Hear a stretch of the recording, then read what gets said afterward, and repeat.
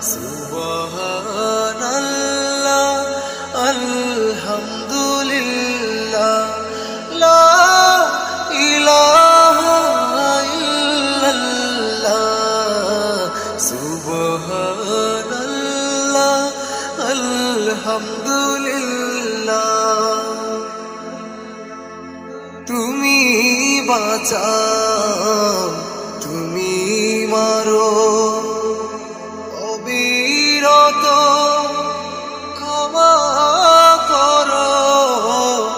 তুমি বাঁচাও, তুমি মারো, অবিরত ক্ষমা